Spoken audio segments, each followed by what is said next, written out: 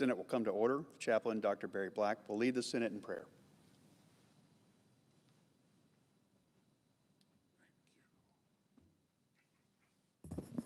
Let us pray.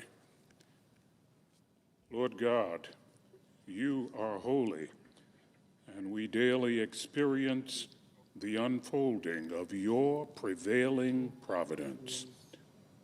Lord, we're thankful that those who continue to seek you will eventually find you. Help us to make you our choice and our source of hope. As our lawmakers seek to serve you by making choices that honor you, purify their intentions, that they will say what they believe and will act consistent with their speech. Lord, keep them aware of how their thoughts, words, and deeds affect the good fortune of those in need. Sustain the hurting people in our nation and world, carving tunnels of hope from mountains of despair. We pray in your invincible name. Amen. Please join me in reciting the Pledge of Allegiance to the flag. Pledge allegiance.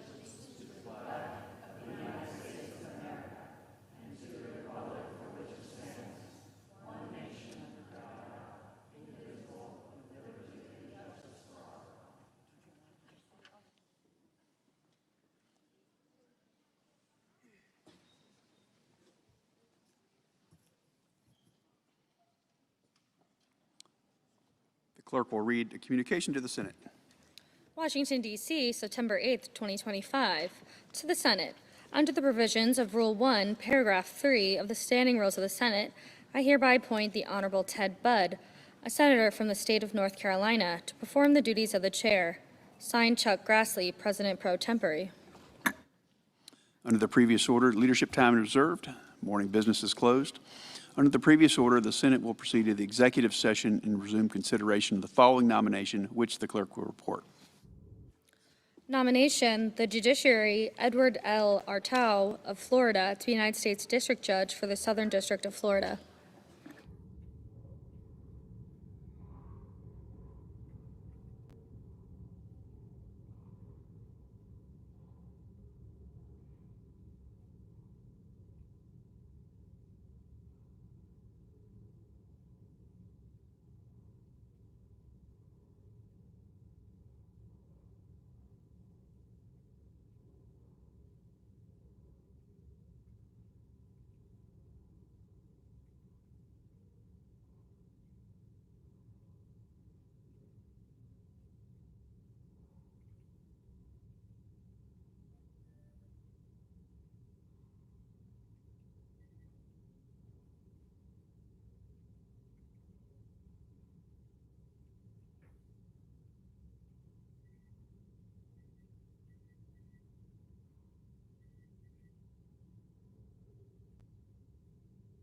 That's a pretty good price on the Windows 11. You know it. These are worth $1,000.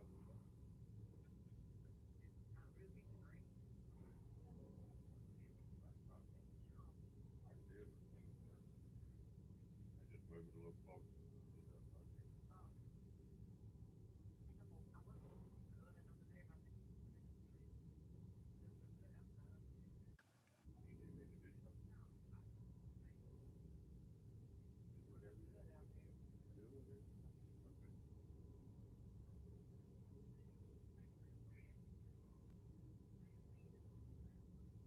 I dumped the water out of the cooler back there and cleaned the air conditioners, the leaves and stuff yesterday.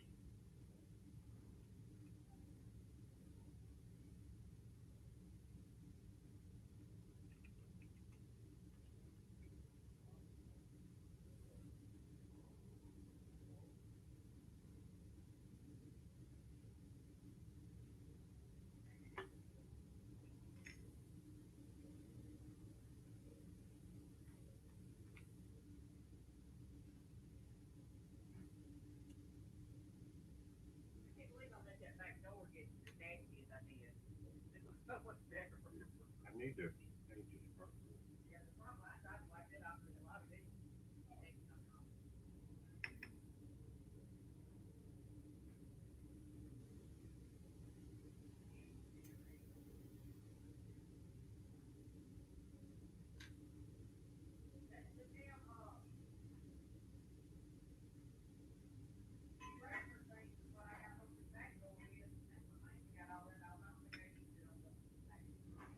That what?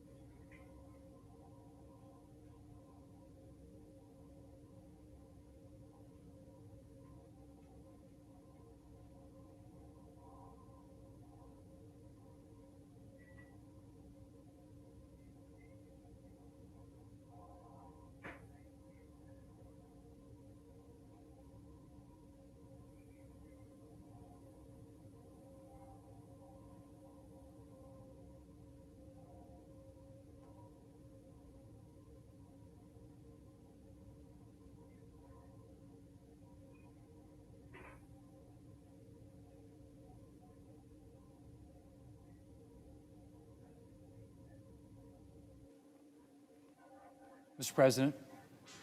Majority Leader. Thank you, Mr. President. Mr. President, for decades, Democrats and Republicans have regularly cooperated to swiftly confirm the many, many individuals selected by each president to serve in their administration. Regardless of the party in the White House, both sides have long agreed that a president deserves to have his or her administration in place quickly. That doesn't mean we don't disagree, but it does mean when nominees are held up, opposed, or blocked, it's for a legitimate purpose, not for leverage and partisan games to score political points at the expense of public safety, end quote. Let me just repeat that, Mr. President. That doesn't mean we don't disagree, but it does mean when nominees are held up, opposed, or blocked, it's for a legitimate purpose, not for leverage and partisan games to score political points at the expense of public safety. Again, end quote.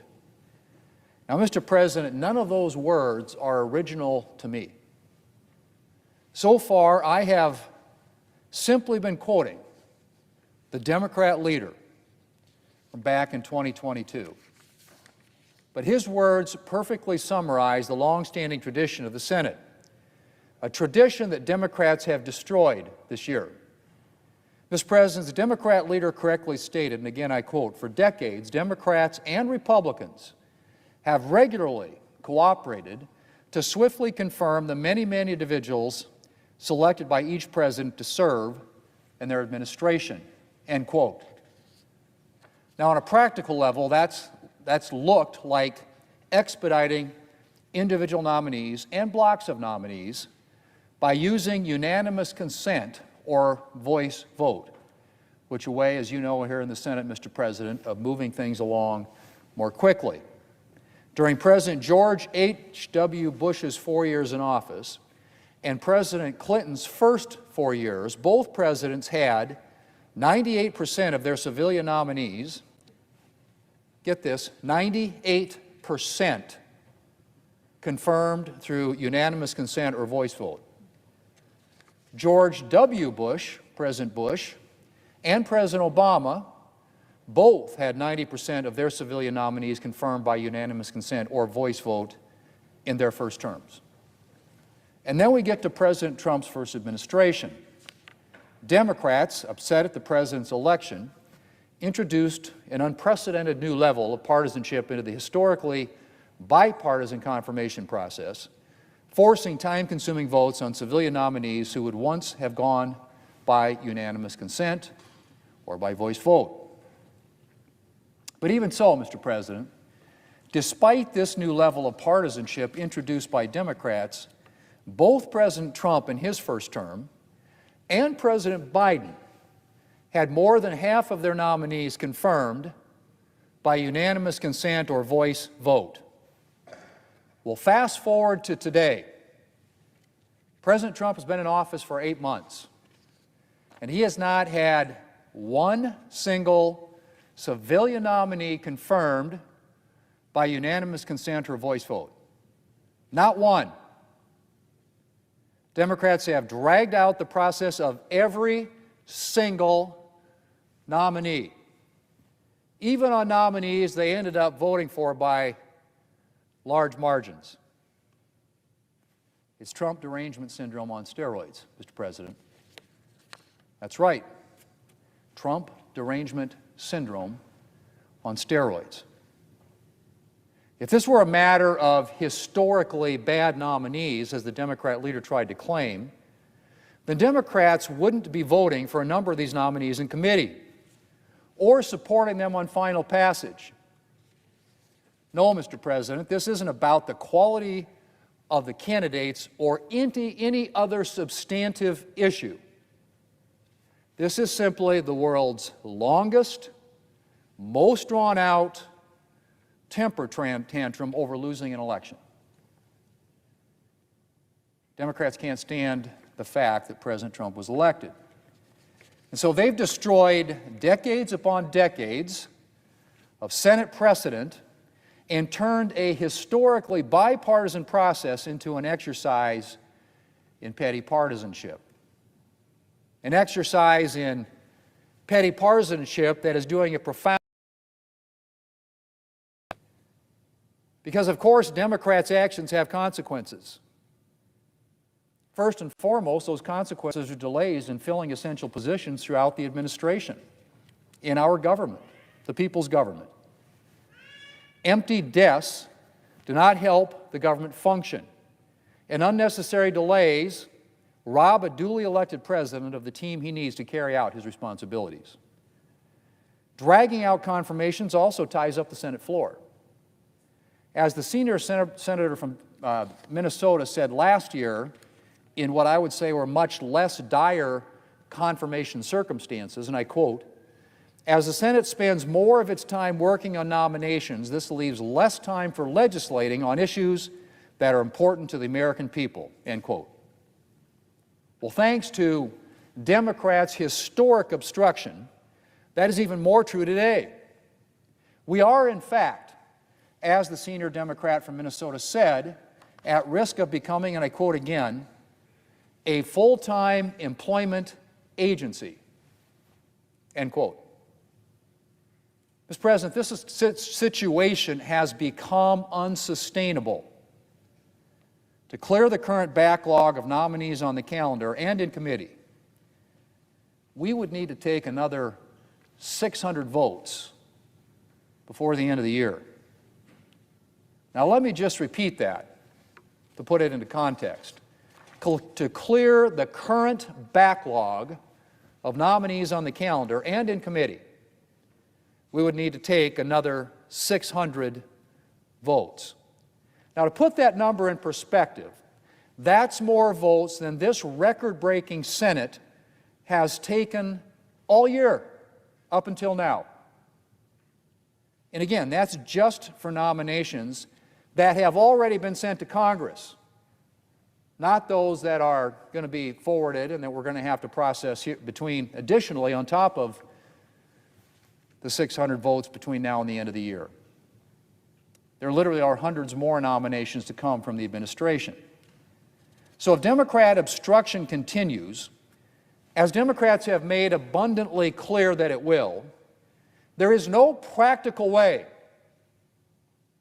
that we could come close to filling all the vacancies in the 4 years of this administration, no matter how many hours the Senate works. And so, Mr. President, we've got a crisis, and it's time to take steps to restore Senate precedent and codify in Senate rules what once was understood to be standard practice, and that is the Senate acting expeditiously on presidential nominations to allow a president to get his team into place. So this afternoon I'll be taking the necessary procedural steps to amend the rules. It is an idea, as I said earlier, with a Democrat pedigree. The senior Democrat senator from Minnesota, along with her colleague in the Democrat caucus, the junior senator from Maine, made a similar proposal in 2023, which would have codified in Senate rules the longtime Senate precedent of en bloc nominations, of moving nominations in groups. Our measure is not as extensive, I should say, as that of my Democrat colleagues. It only applies to nominees at the sub-cabinet level and not to Article III judicial nominees as theirs did. But the proposals share the same objective, and that is providing for confirming groups of nominees all together so the President can have his team in place and so the Senate can focus on the important legislative work in its charge. Or to quote the senior Democrat from Minnesota on her very similar proposal, and I quote again, "This common sense reform will help improve efficiency and make sure we're able to fill positions that are vital to our national security, economic success, and more," end quote. Mr. President, 8 months of petty partisanship is long enough. This Senate has cast more votes up to this point than any Senate going back to the 1980s. We have been in more hours than any Senate going back a couple of decades. This historic obstruction ends now. Democrats have destroyed Senate precedent, and we're going to fix it. Fix it and ensure that in the future, duly elected presidents of both parties are able to get their teams in place without unnecessary delay so that they can fulfill their responsibilities to the American people. Mr. President, I yield the floor, and I suggest the absence of a quorum. Clerk will call the roll. Ms. Alsobrooks.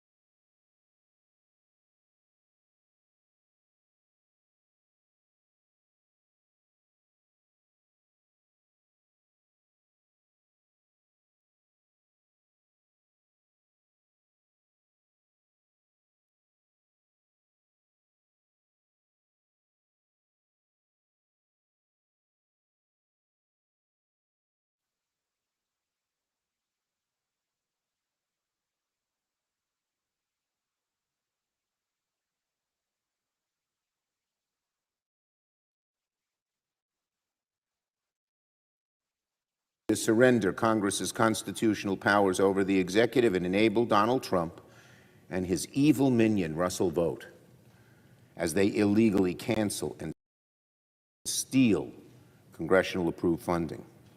So if Republicans choose the path of do what we say or go to hell, then they will be the ones paving the bitter road that leads towards a government shutdown. And we Democrats will not accept that. We will not enable Republicans' carnage of this country.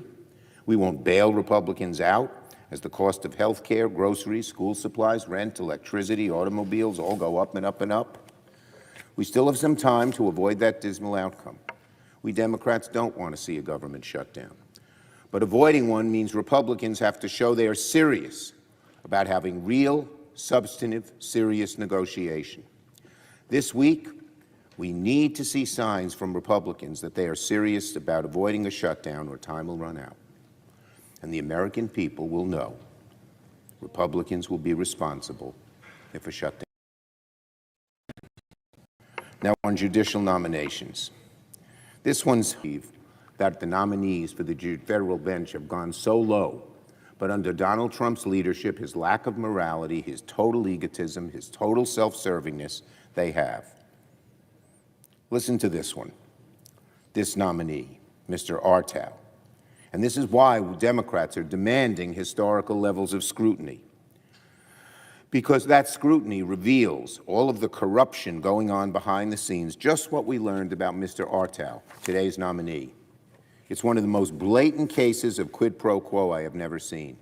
While Artow was begging Donald Trump and Republican senators for a judgeship, he was begging them to make him a judge.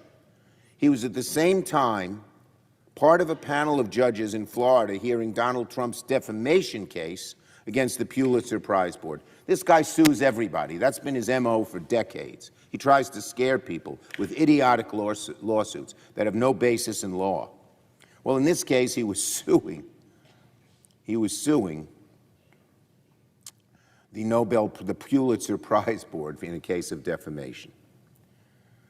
Well, Artow was on the panel of judges to hear the case. What would a normal person, you don't need a high degree of honesty, you don't need to be an Eagle Scout to know that this is a direct conflict of interest. And any judge with an ounce of integrity would recuse himself. But of course, Artow stayed on the case, didn't even tell anyone about the conflict of interest.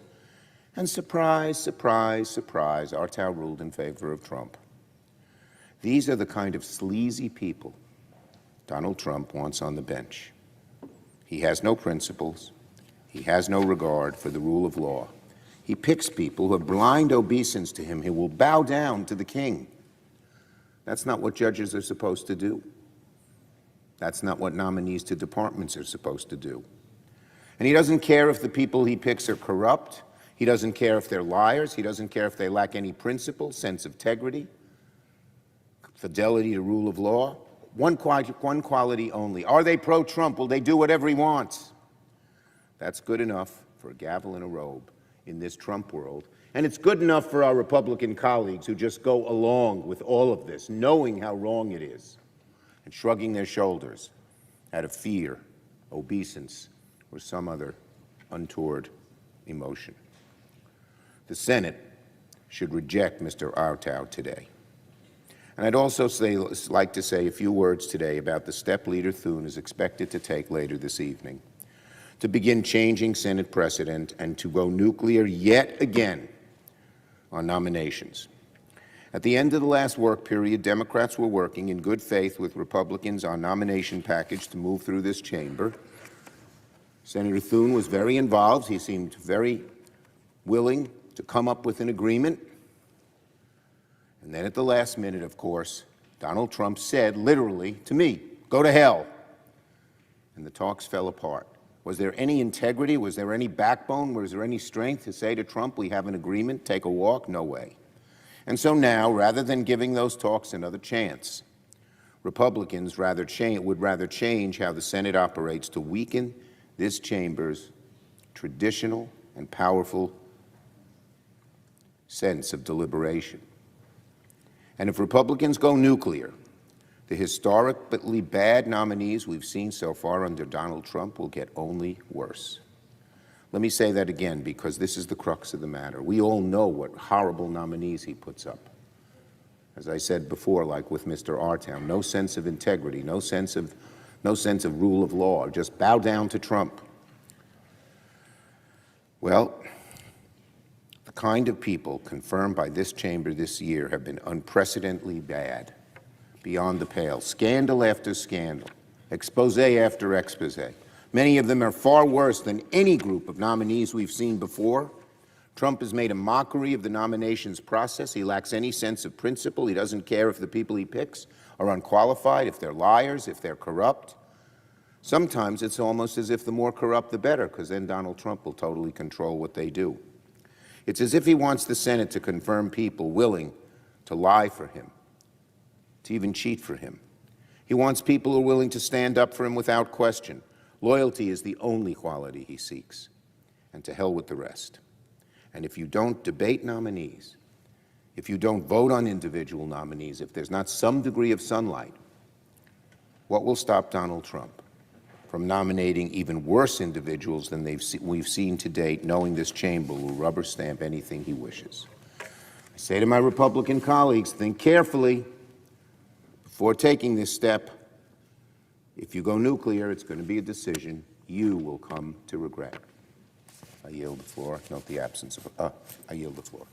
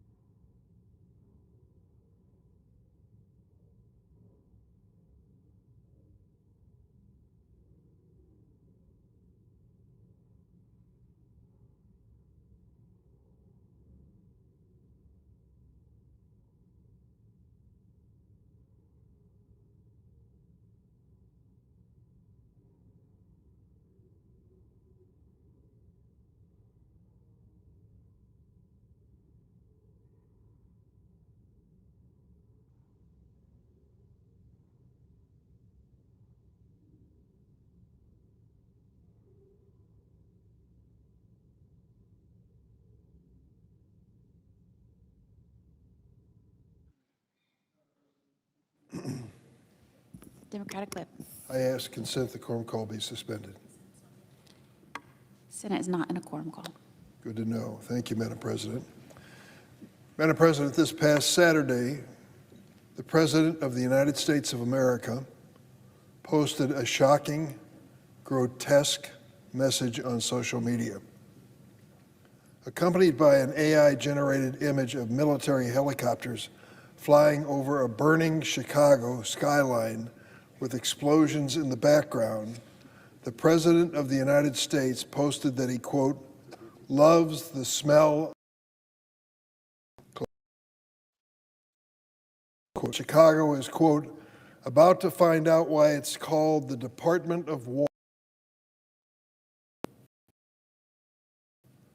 Let me remind you that this outrageous vision of an American city that I love under attack from Trump's Department of War comes from a man who aspires to be awarded the Nobel Peace Prize.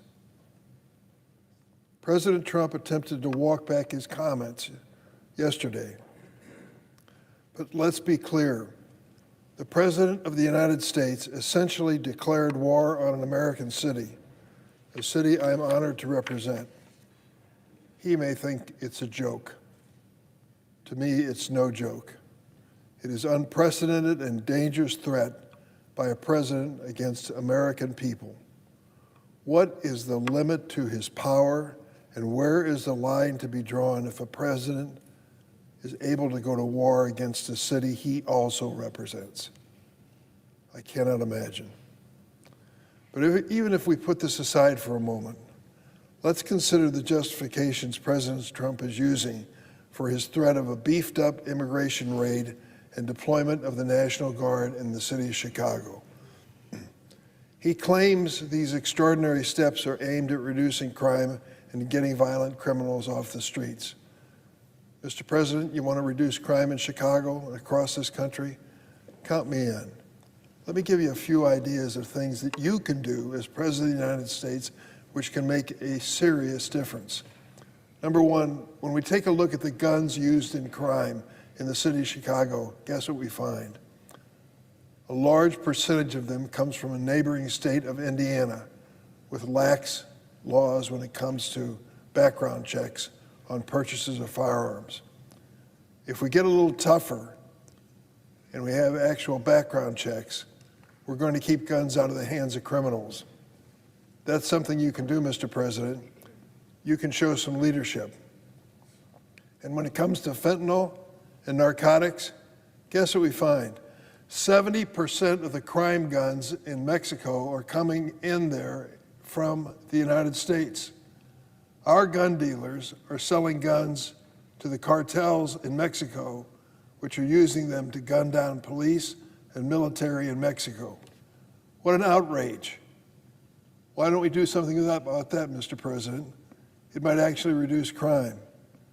Count me in on reducing crime, but deporting people who are innocent, who have no criminal background whatsoever, is not the answer. We can all agree we should be working together to reduce violent crime, but in this case, we know it's just a front when it comes to the Trump administration. I've learned in the years that I've been involved in politics that when it comes to issues, there's always a good reason and a real reason. So what's the real reason that Donald Trump wants to send National Guardsmen into the city of Chicago? He's targeting Chicago for political theater. He finds objections to crime in communities that are governed by Democrats, but not Republicans. He's attacking Democratic officials so he can distract from the failures of his own policies and scandals plaguing his own administration. He wants us, please, to forget the so-called big, beautiful bill. Remember that one? Trump's budget bill? It's going to take health care protection away from 17 million Americans. And it's going to make it difficult for rural hospitals in my state of Illinois to survive. Why would any president want to take health insurance protection away from 17 million individuals? Why would they want to jeopardize the hospitals that are so critical for survival in rural America? Well, the reason is obvious. The president has decided that he wants to take the revenue from cutting back on health care and provide for tax breaks for the wealthiest Americans. Instead of listening to the communities and the families that I represent, he's listening to the fat cats and providing tax breaks for billionaires. What do you think it means in tax breaks for average people?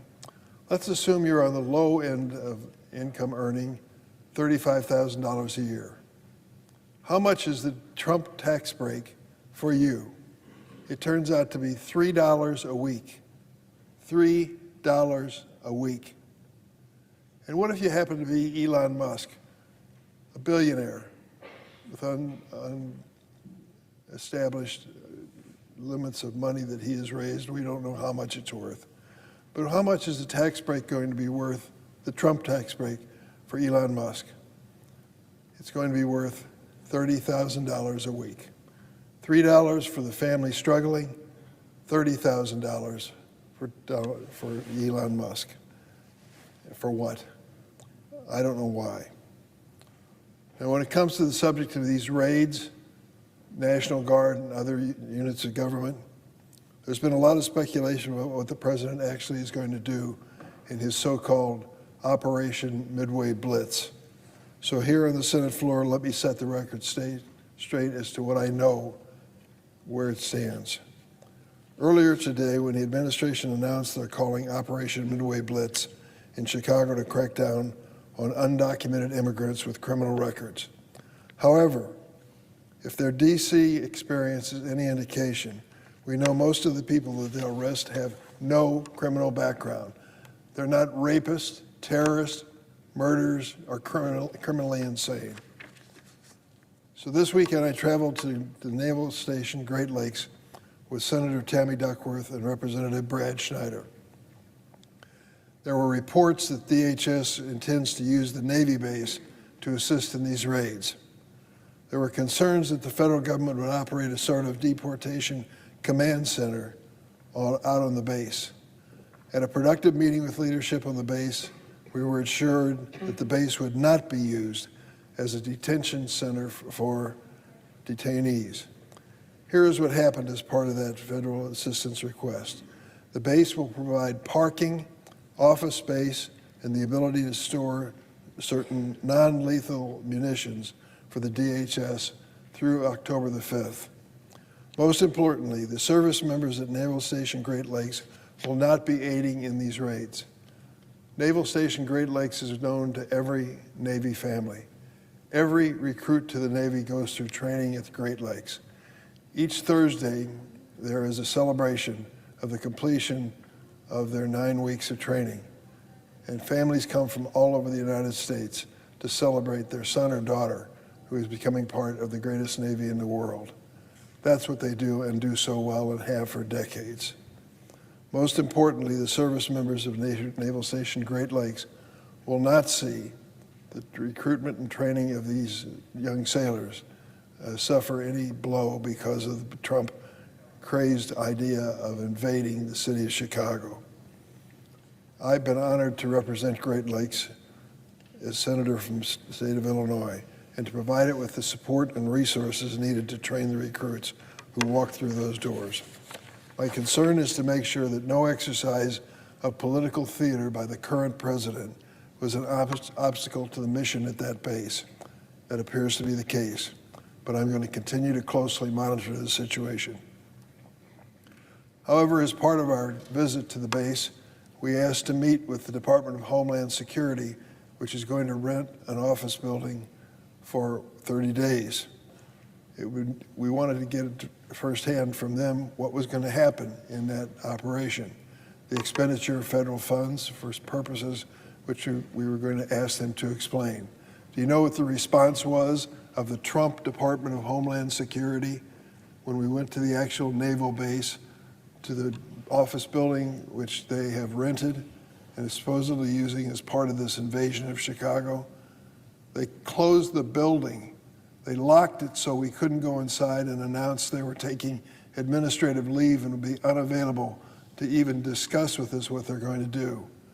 Why are they running and hiding if they're proud of the president's policy, if they actually believe that they are there to fight crime?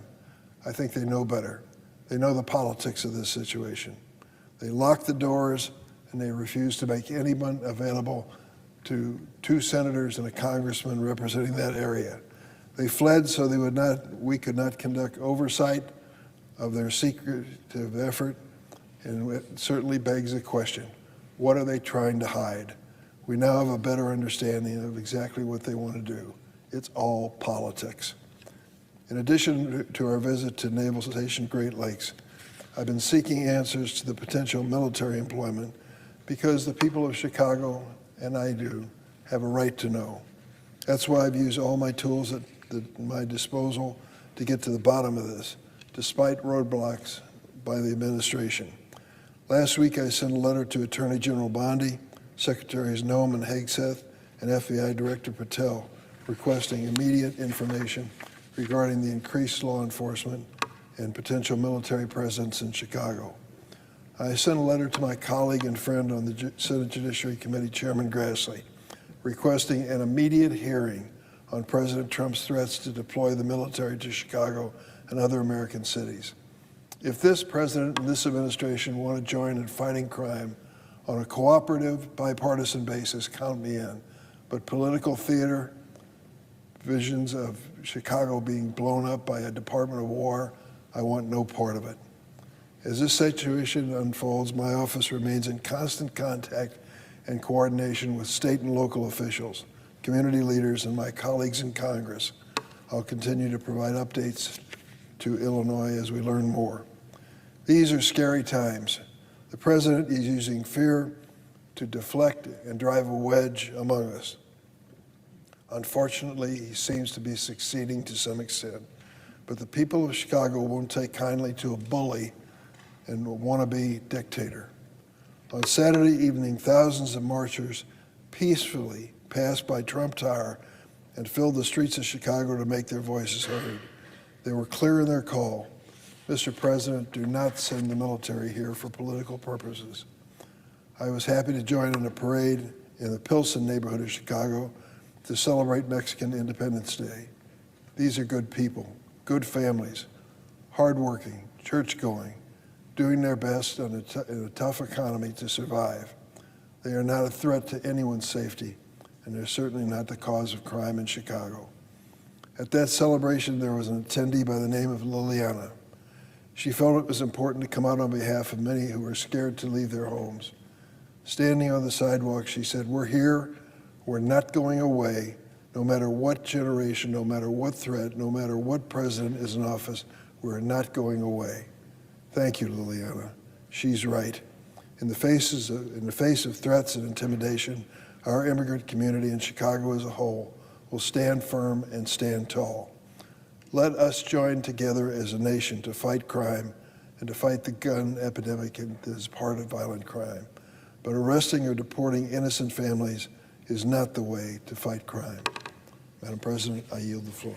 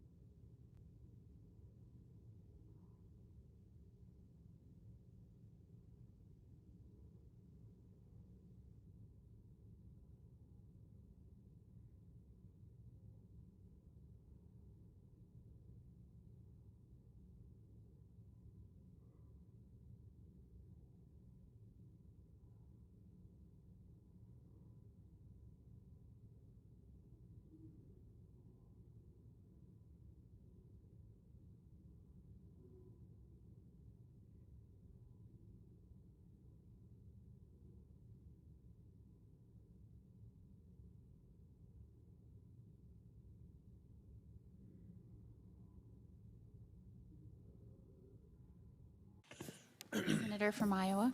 I ask that the calling of the quorum be suspended. We are not in a quorum call.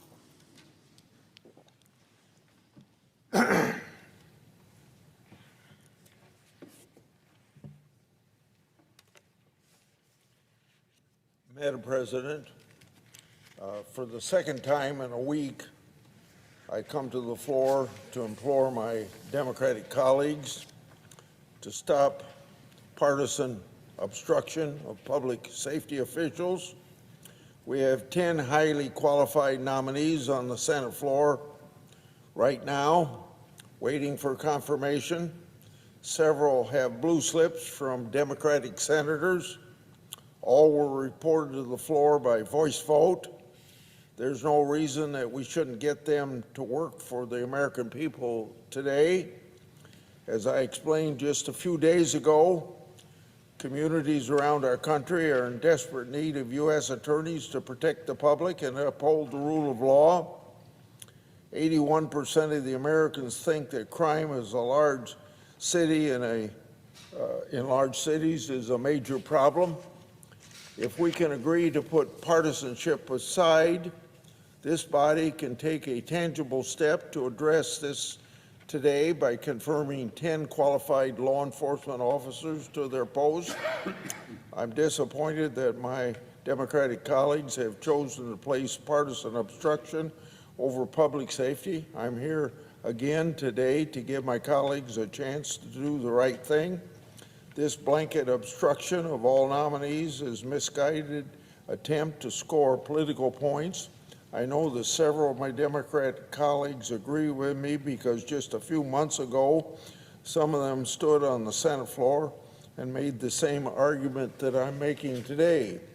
One speech last Congress, the Democratic whip and chairman of the Judiciary Committee said, quote, "Don't stand up and say that you're for law and order, you're for law enforcement, and then turn around and stop the appointment of U.S. attorneys," end of quote. In another speech, the same senator said, quote, "Our communities desperately need top federal prosecutors in place, interested in stopping fentanyl, question mark. I am. Thousands of people are dying. Who's going to prosecute these cases? The U.S. attorneys, 93 of them across the United States. But you can't prosecute cases if you don't have U.S. attorneys there to lead the effort, coordinate the effort with other branches of government." My Democratic colleagues continue to claim that their obstruction is justified because 2 Republican senators placed holds on some attorneys in the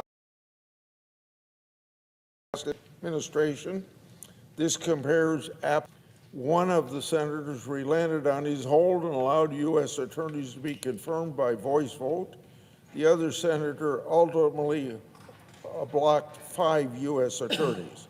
A handful of U.S. attorneys being held last Congress, which I opposed, isn't comparable to the blanket hold on all 93 U.S. attorneys that we're facing today. The strategy this Congress is orchestrated by Senate Democratic leadership and is part of a broader Senate-wide assault on the functioning of the executive branch. At the end of the day, we can just look at the numbers. During the Biden administration, nearly 94% of his U.S. attorneys nominees were confirmed by voice vote. So far in the second Trump administration, 0% of his U.S. attorneys nominees have been confirmed by voice vote. For months, I've repeatedly tried to engage my Democratic colleagues to end their obstruction. I've warned that their tactics ultimately hurt the American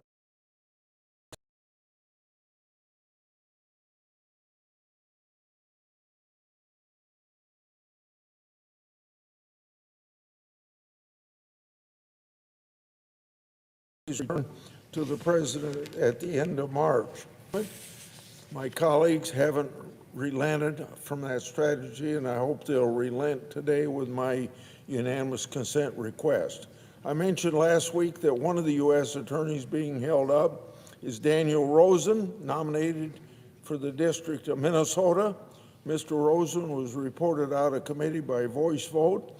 He's supported by his home state Senators Klobuchar and Smith, both Democrats.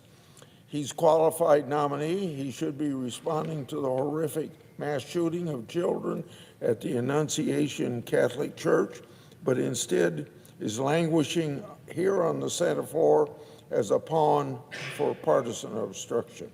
This needs to end, and it needs to end today. So I now will ask unanimous consent to confirm 10 U.S. attorneys who have been reported out of committee. I hope that my Democratic colleagues will allow these nominees to get to work. Debate, disagreement about policy is to be expected, but should never be at the expense of public safety. I ask unanimous consent that the Senate proceed to consideration of the following nominations en bloc. 176, David Waterman, Iowa. 183, Ron Parsons, South Dakota. 257, David Metcalf, Pennsylvania. 258, Bart Davis, Idaho. 316, Kurna. 317, Nicholas Chase, North Dakota. 318, Leslie Murphy, Nebraska. 319, David Rosen, Minnesota. 320, Eric Seibert, Virginia. Kurt Wall, 321, Kurt Wall, Louisiana. That the Senate vote on the nomination en bloc without intervening action or debate. The motions to reconsider be considered made and laid upon the table, that the President be immediately notified of the objection. Reserving the right to object. Is there objection? Reserving the right to object. First, let the public know what they're talking about obstruction. 2 hours of debate and a vote on some of the worst nominees we have ever seen. They want to pile them all together. Some of these nominees are the people who know them in their states are appalled that they would be nominated. Trump has chosen his U.S. attorneys for one reason only: blind obeisance to him. That's it.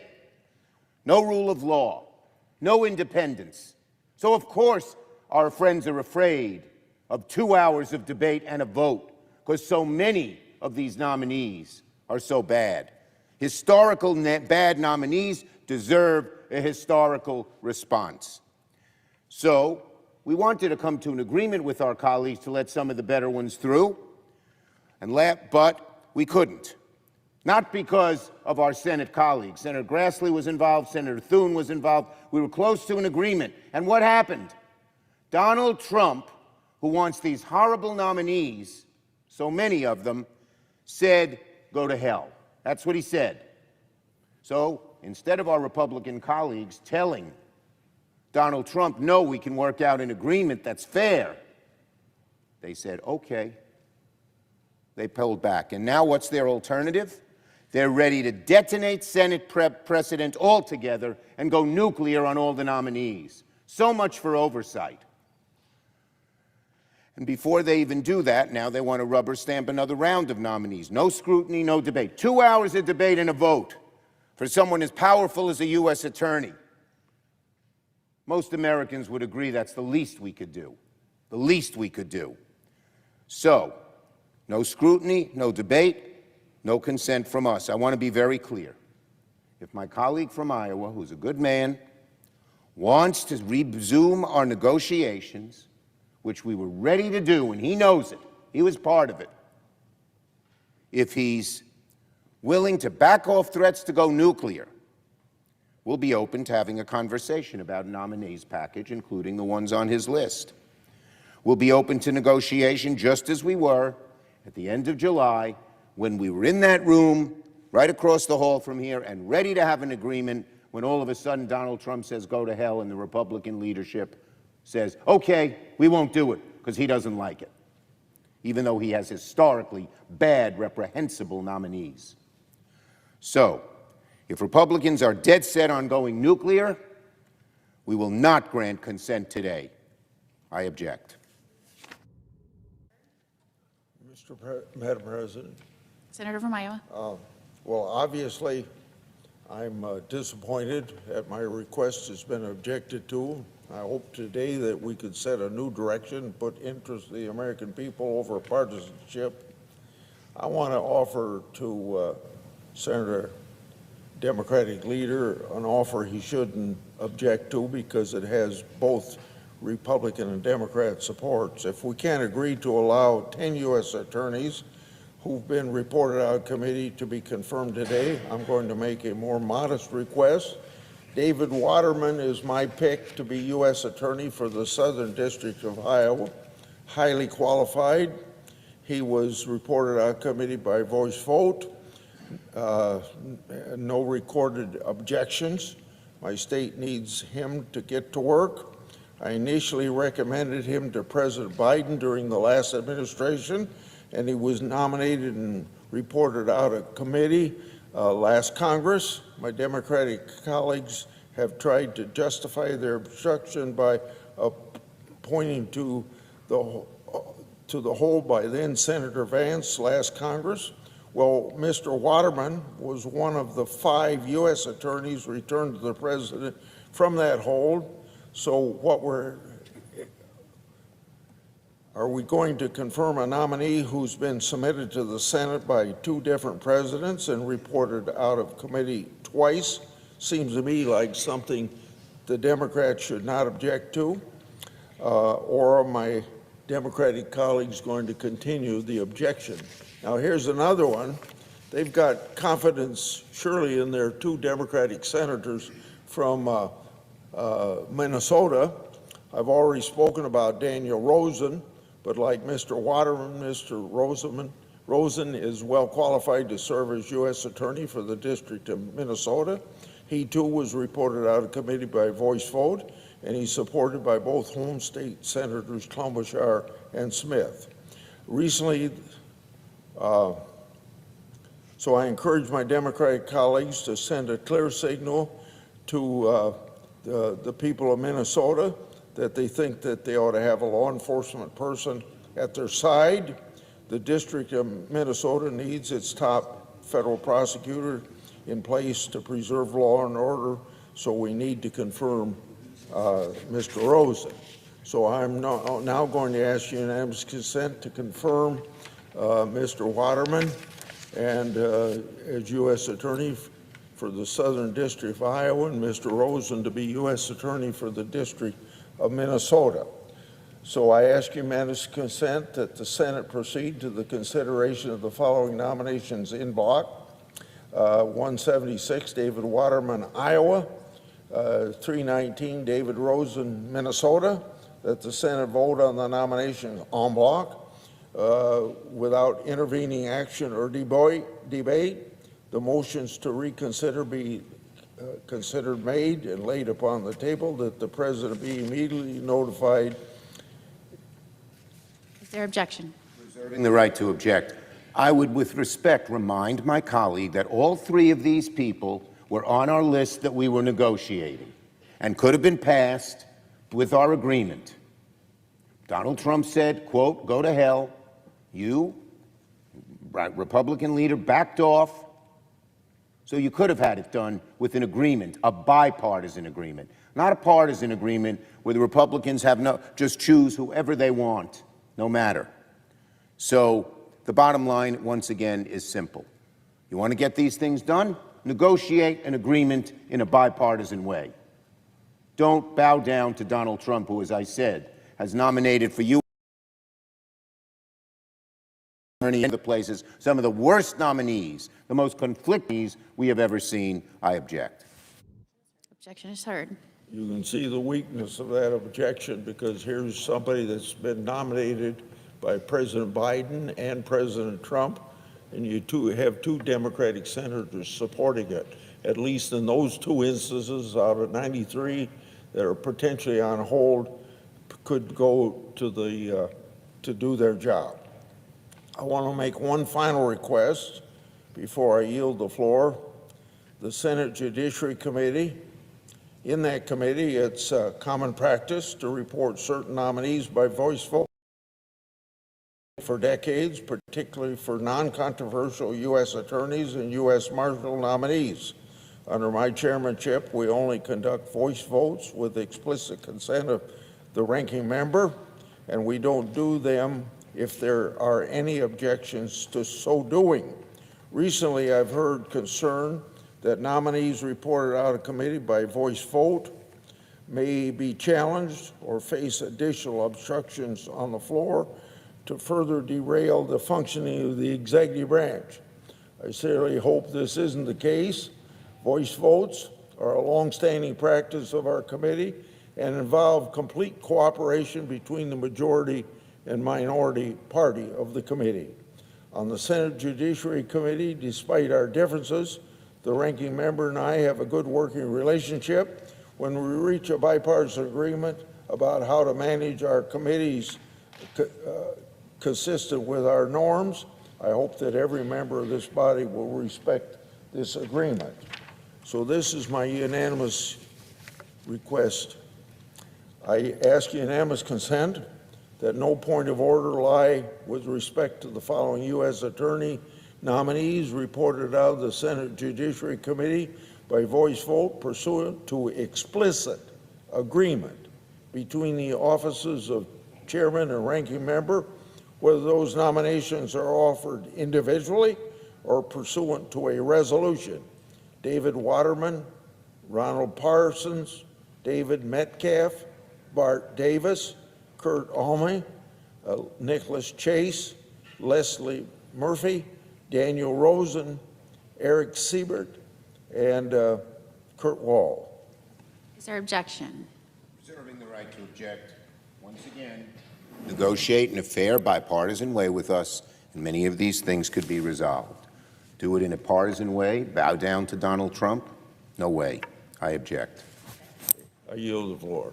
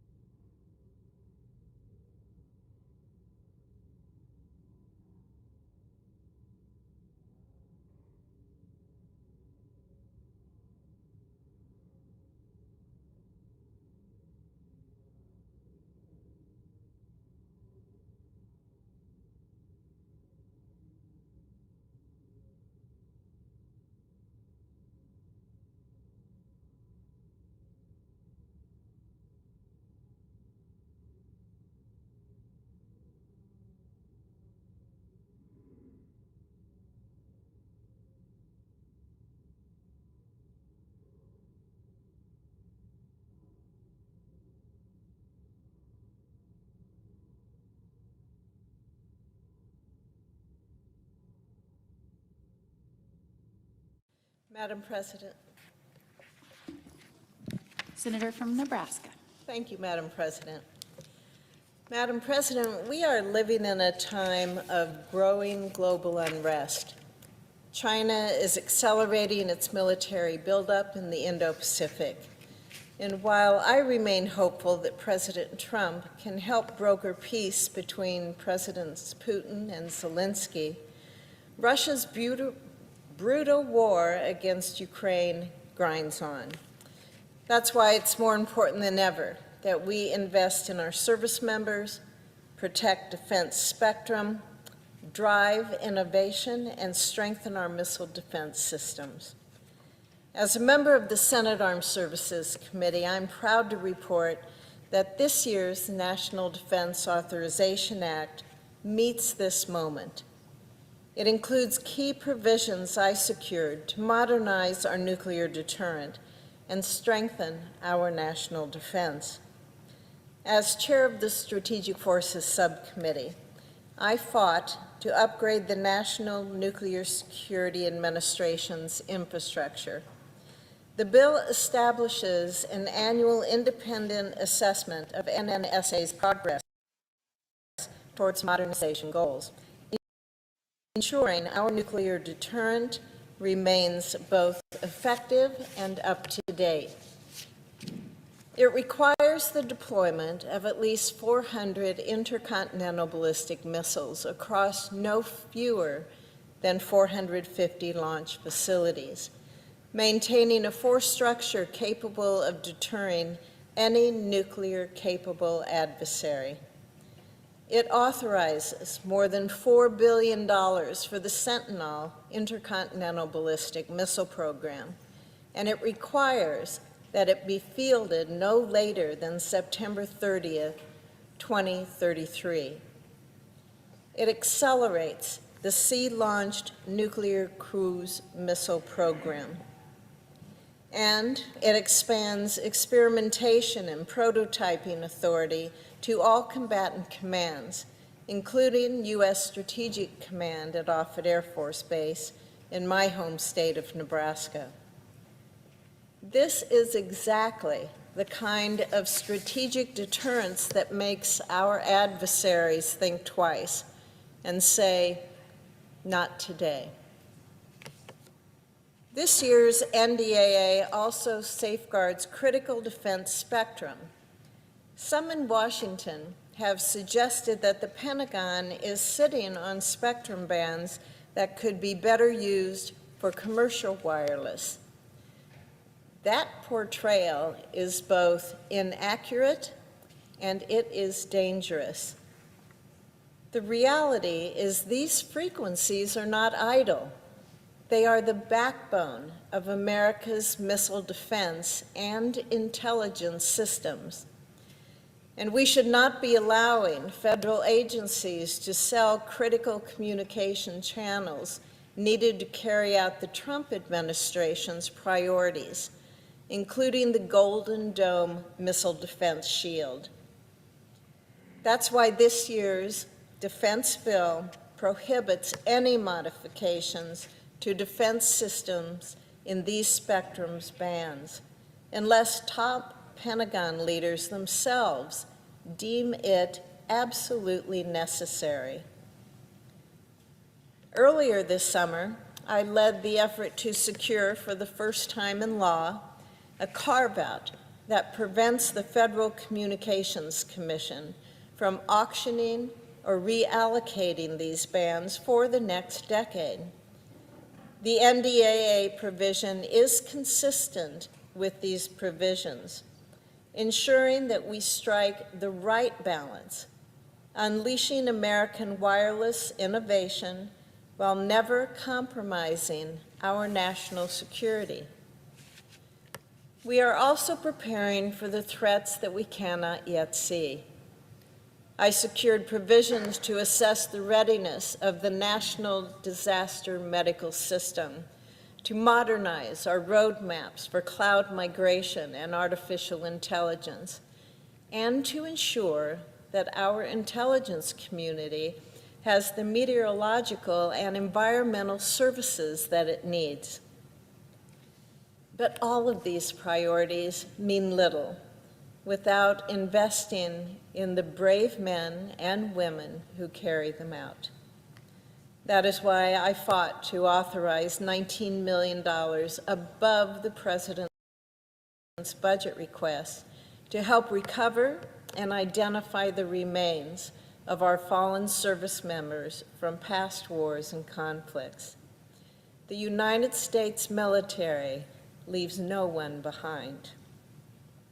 And through this bill, we are directing the Pentagon to explore whether local communities can play a more active role in helping develop the department's healthcare facilities, similar to my Chip In for Veterans Act. This is the very least we can do for the troops and the families who have sacrificed so much for the freedoms that we hold dear. Beyond the details, we must keep sight of the bigger picture. Our adversaries, nations that hate America, well, they're sharing weapons and resources and a common goal. They want to weaken American power and dismantle our influence across the globe. The character of war has evolved rapidly. Breakthroughs in artificial intelligence, unmanned systems, hypersonic weapons, next-generation aircraft, and space-based capabilities, they're all reshaping the battlefield. At the same time, we live in a political environment that is too often partisan and divided. Yet on this issue, I believe most of my colleagues agree that we must confront these threats head-on. And that means rebuilding the arsenal of democracy. To do so, we need serious reform at the Pentagon. This year's NDAA delivers, modernizing the budget process, cutting red tape, improving efficiency, and unleashing innovation. This is not partisan. This is not political. This is necessity. Our service members must have the resources they need to carry out their missions and return home to their loved ones. This bill strengthens our military, and it sends a very clear message. America is prepared to meet the moment. I urge my colleagues on both sides of the aisle to support it without delay. Thank you, Madam President. I yield the floor.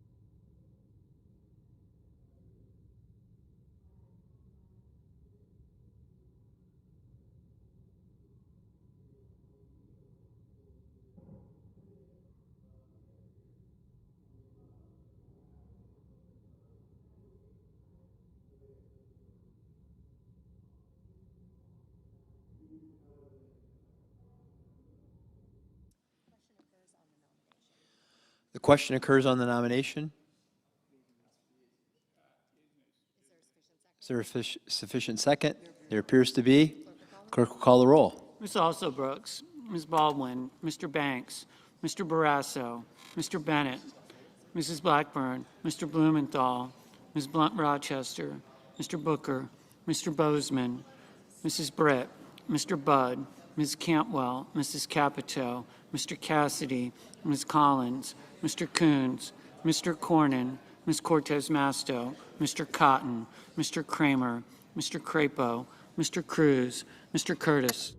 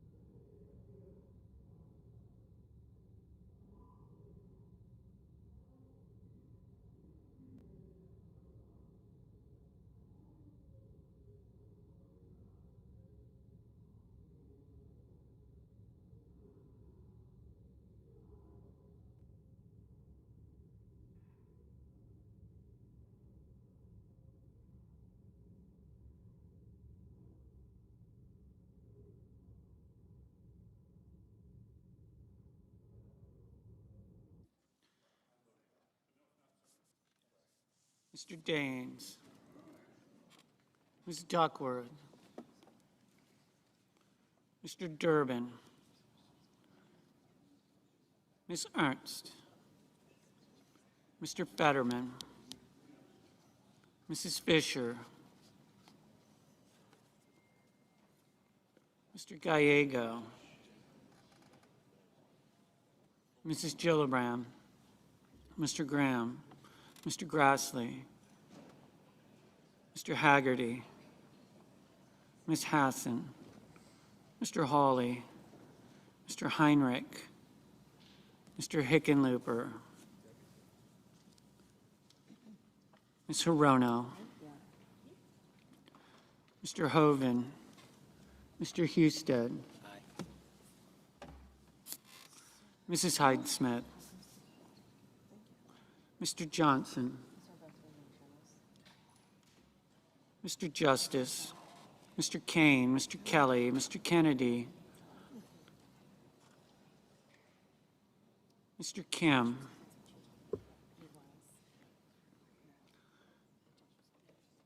Mr. King, Ms. Klobuchar, Mr. Langford, Mr. Lee, Mr. Lujan, Ms. Lummis, Mr. Markey, Mr. Marshall, Mr. McConnell,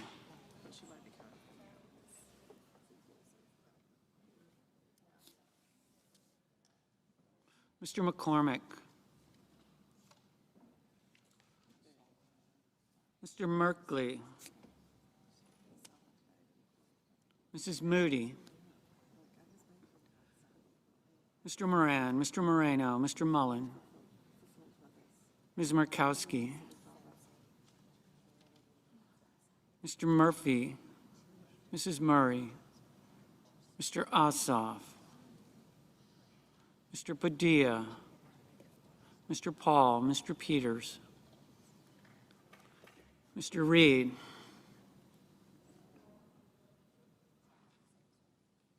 Mr. Ricketts, Mr. Risch, Ms. Rosen, Mr. Rounds, Mr. Sanders, Mr. Schatz,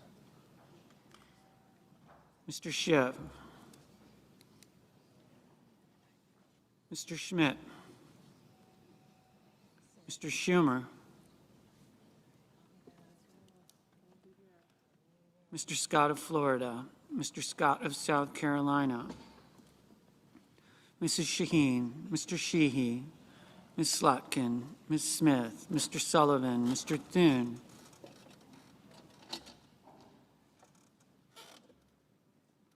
Mr. Tillis, Mr. Tuberville,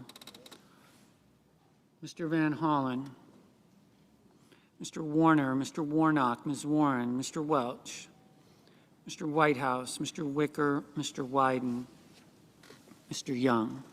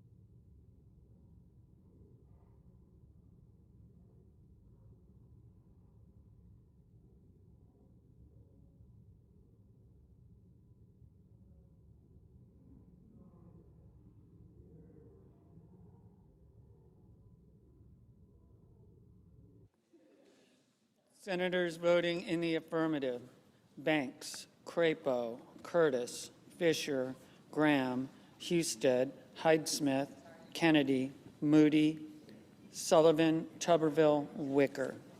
Senators voting in the negative: Duckworth, Gallego, Hickenlooper, Hirono, Kim, Lujan, Merkley, Murray, Slotkin, Smith.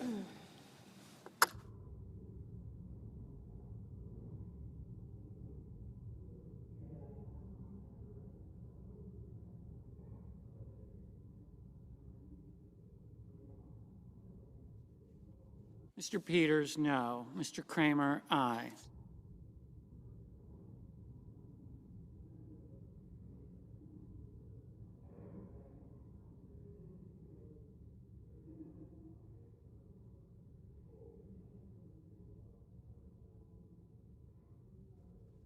Mr. McConnell, aye.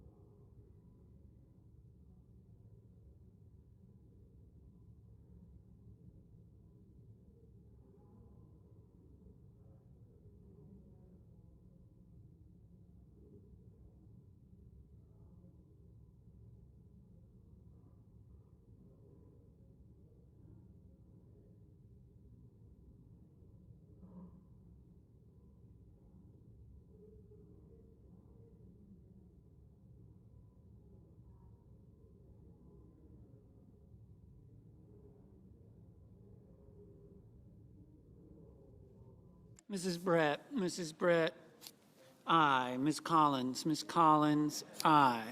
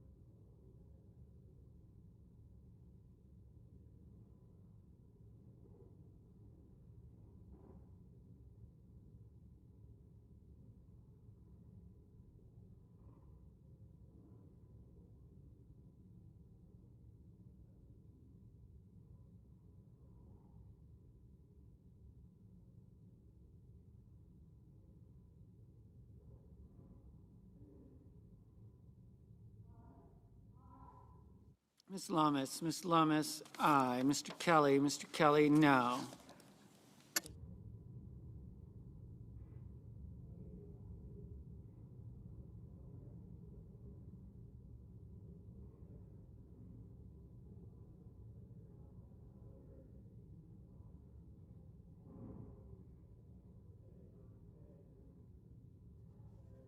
Mr. Tillis. Mr. Tillis, aye.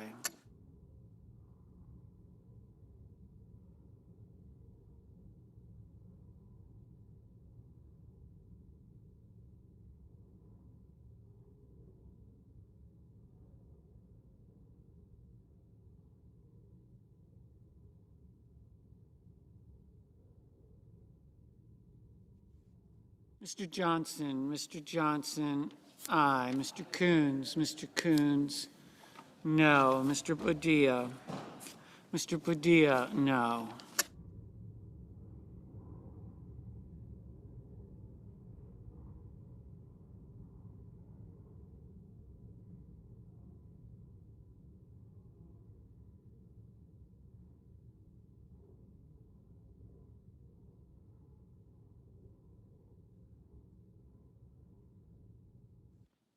Ms. Ernst, aye.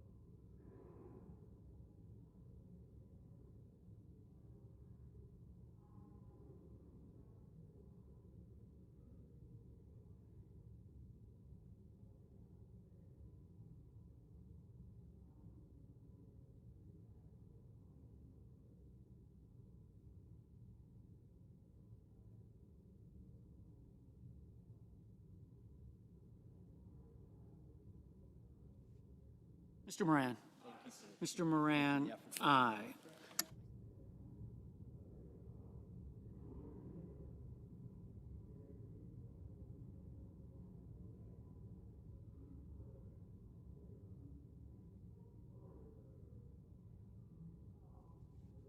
Mr. Sanders, no.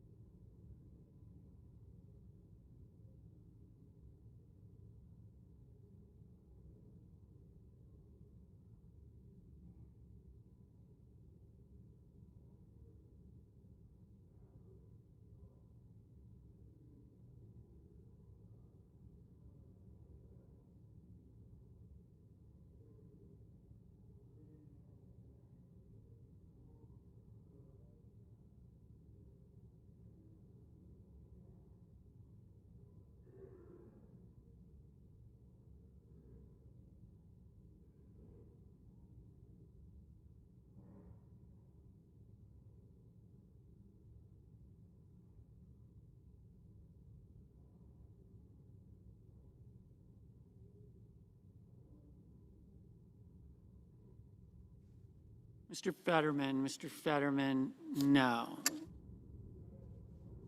Mr. Welch, no. No.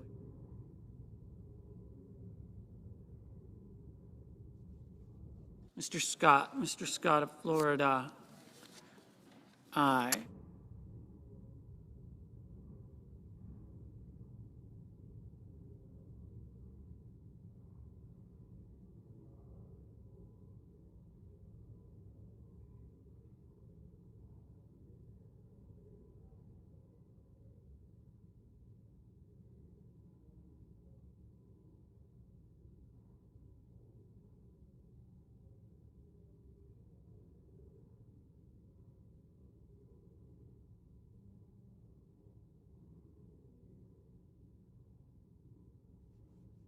Mr. Hoven, aye.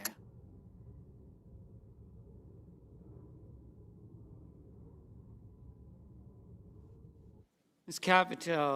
Capito, aye.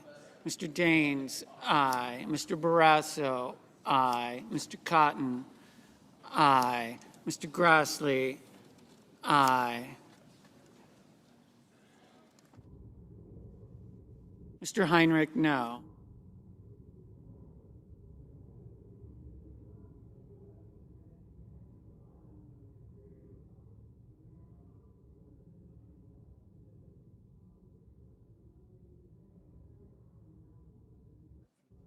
Mrs. Blackburn, aye. Mr. Cornyn, aye.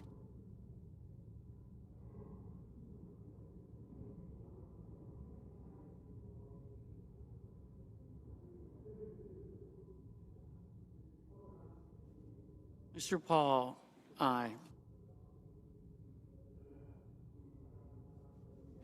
Mr. Young, aye. Mr. Mullen, aye.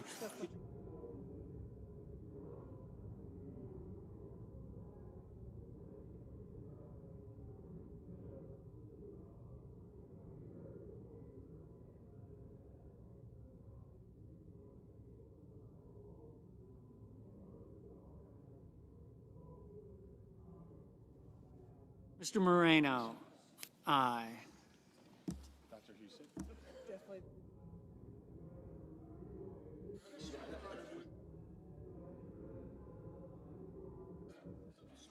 Mr. Langford, aye. Mr. Marshall, aye. Mr. Whitehouse, no.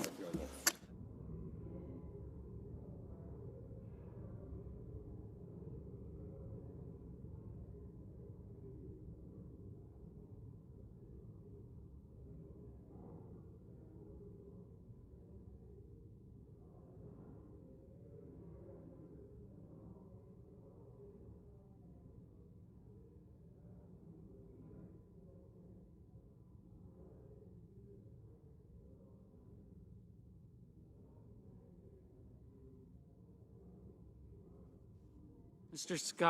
Scott of South Carolina, aye.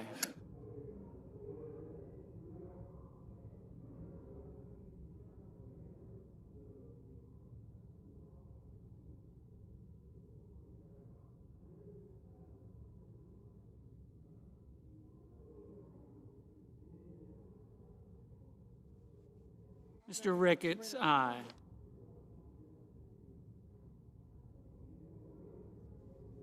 Ms. Rosen, no.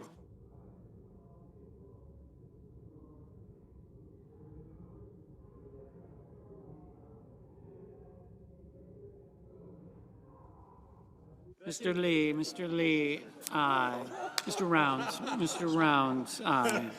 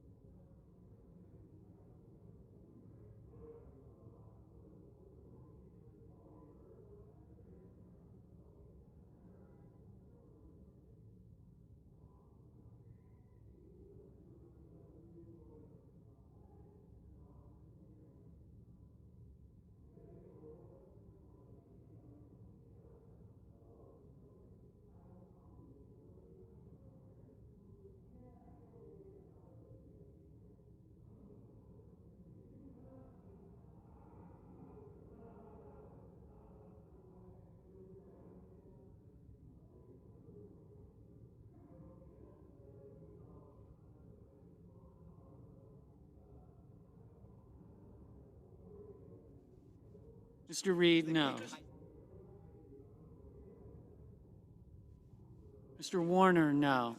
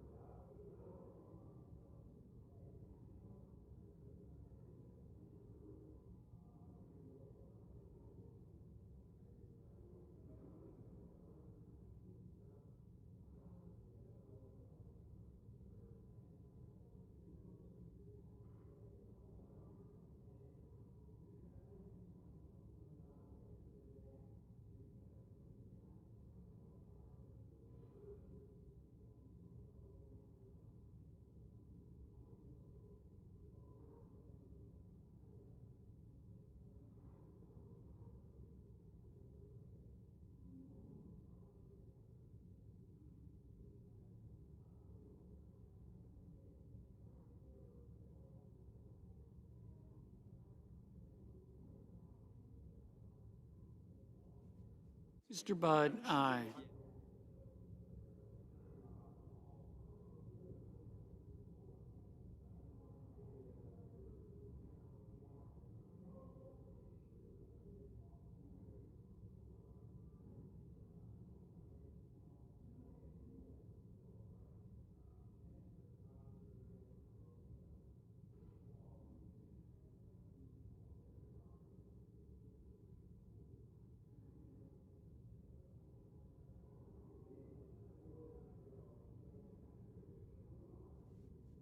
Ms.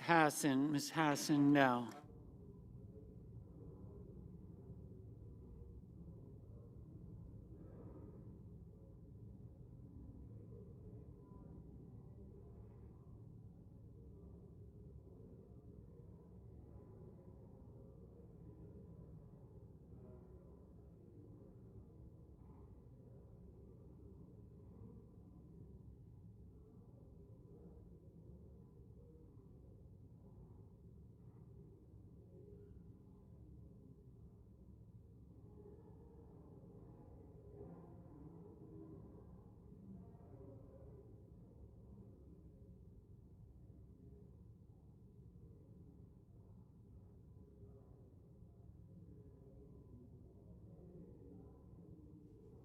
Mr. Cassidy, aye.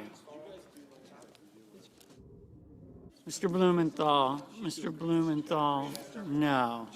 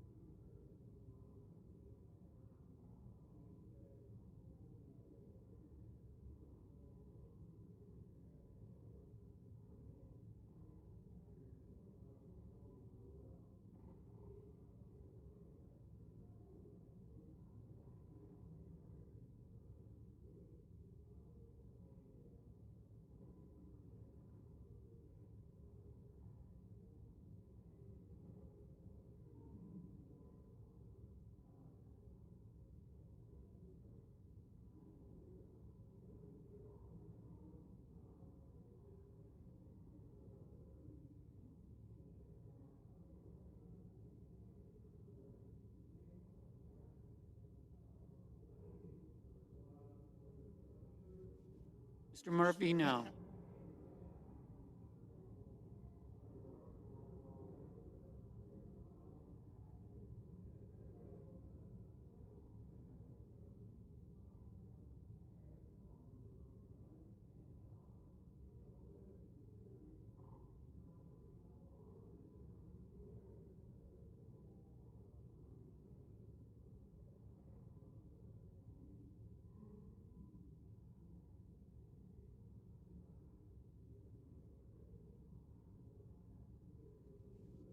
Mr. Justice, aye.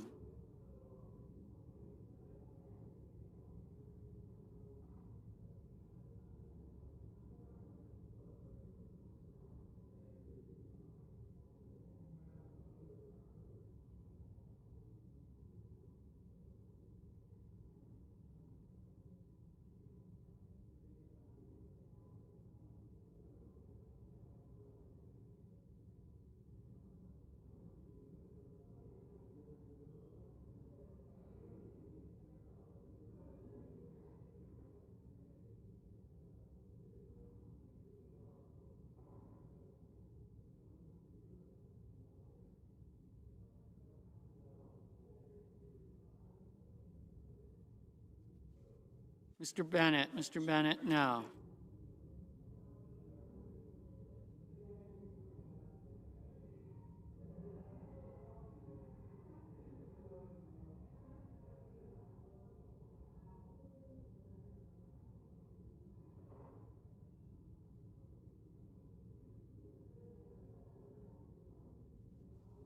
Mr. Hawley, aye.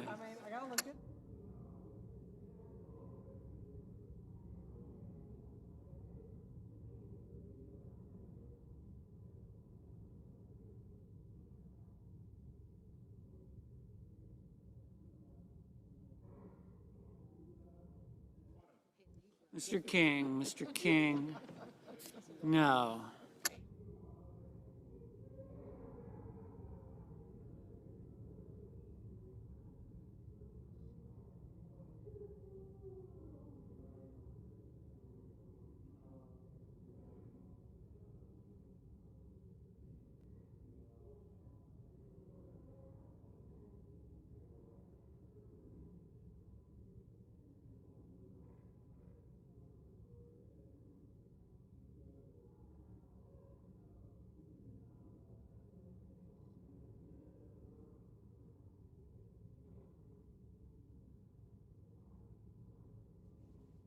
Mr. Schiff, no. Mr. Thune, aye.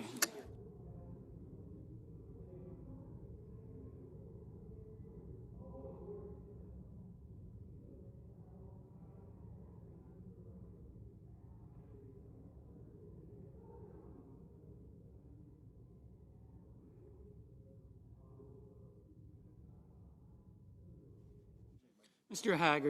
Haggerty, aye.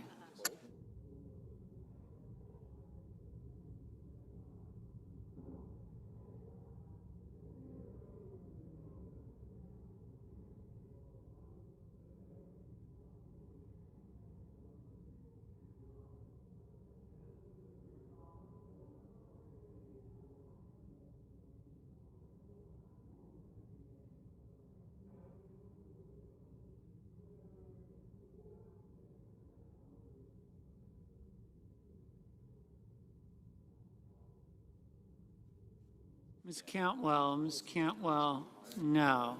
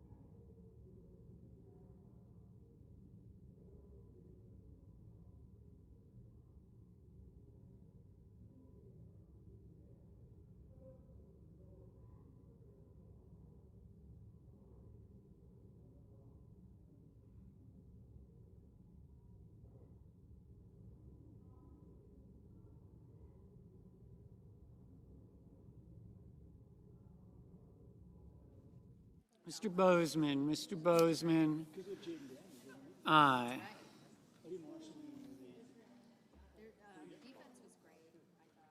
Mr. Markey, no.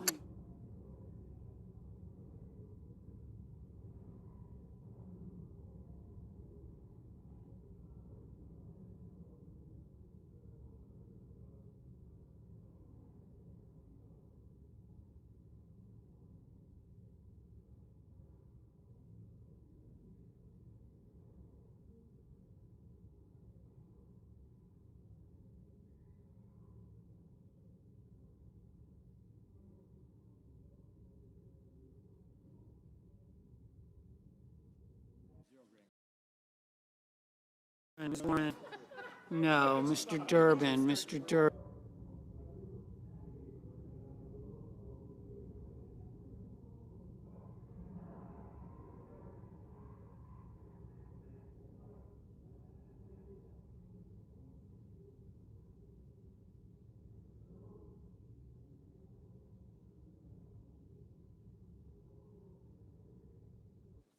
Ms. Cortez Masto, Ms. Cortez Masto, no. Mr. Booker, no. Mr. Schatz, no.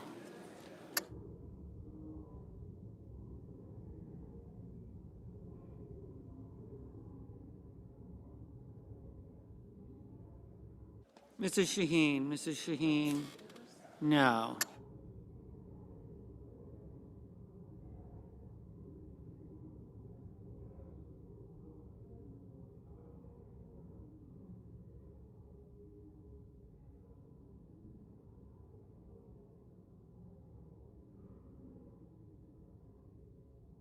Ms. Baldwin, no.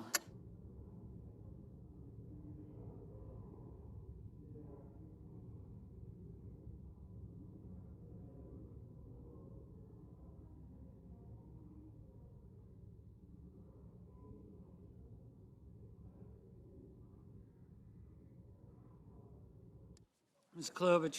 Klobuchar, no.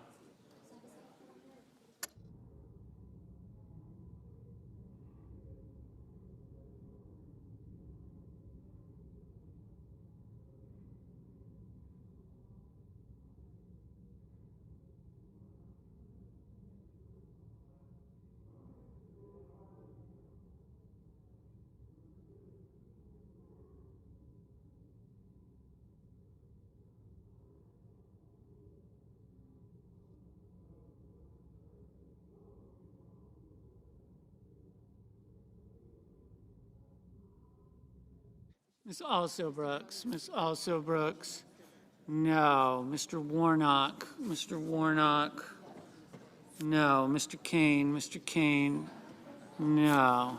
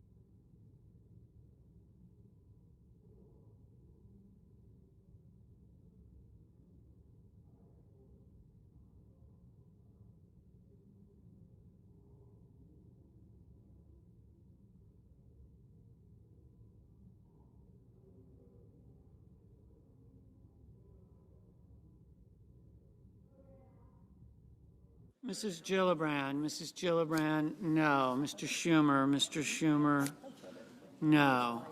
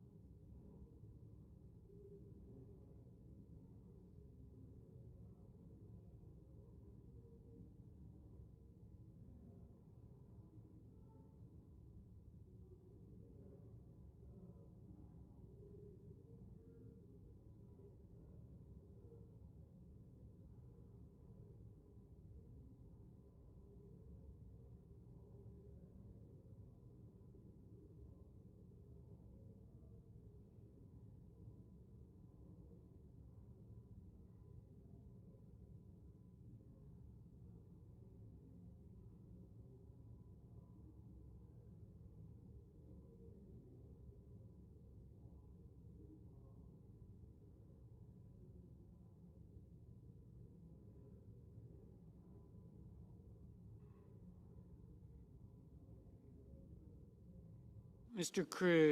Cruz, aye.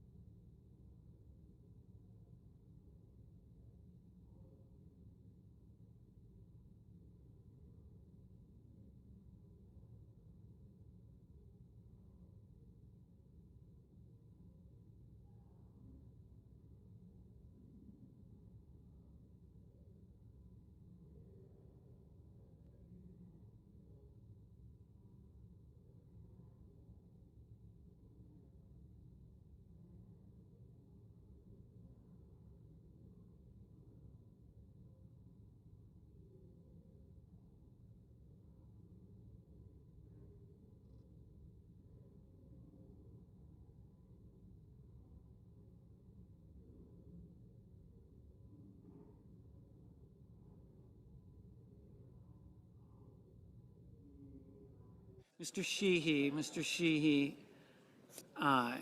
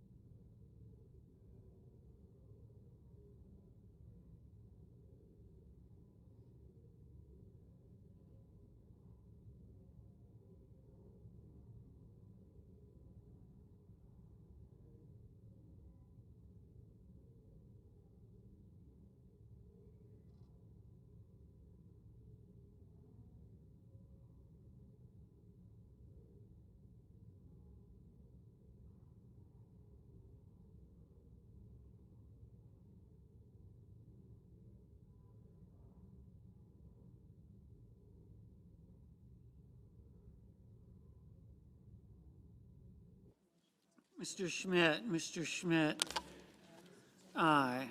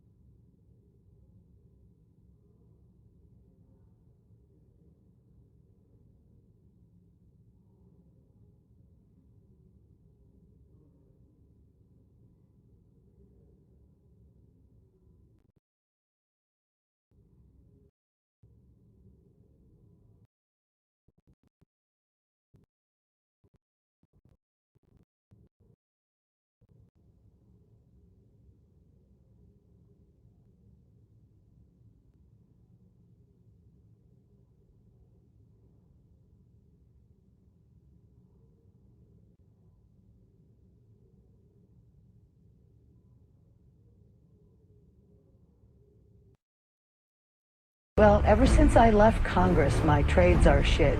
I can't get any insider information anymore, and these fuckers won't tell me anything anymore. So I've been drinking a lot more. My husband's still in love with a homeless hammer guy, visiting him in jail and shit. So it hasn't been easy, okay?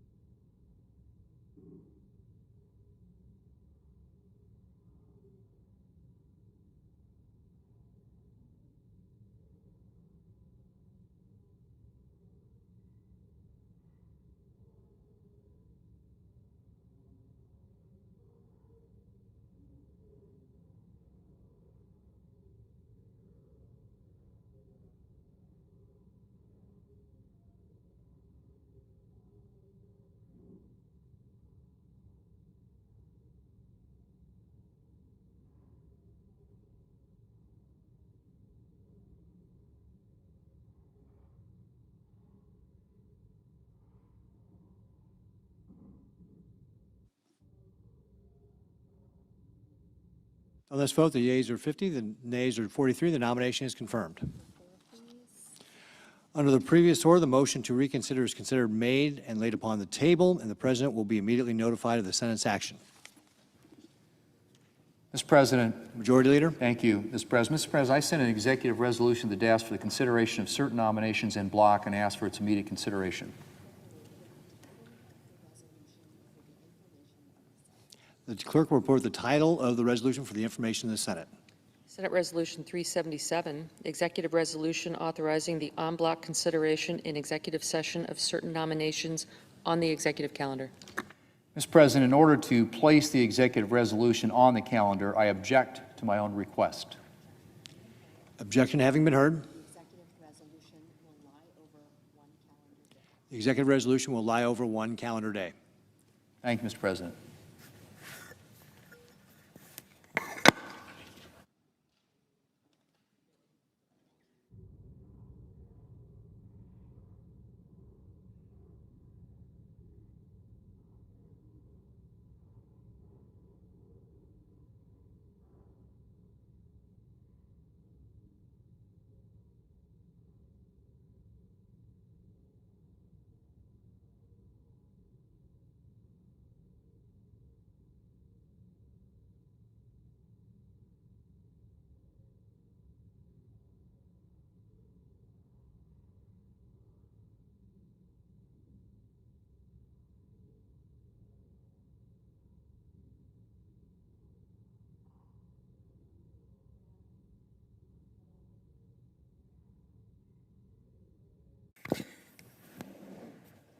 Mr. President, I suggest the absence of quorum. Clerk will call the roll. Ms. Also Brooks.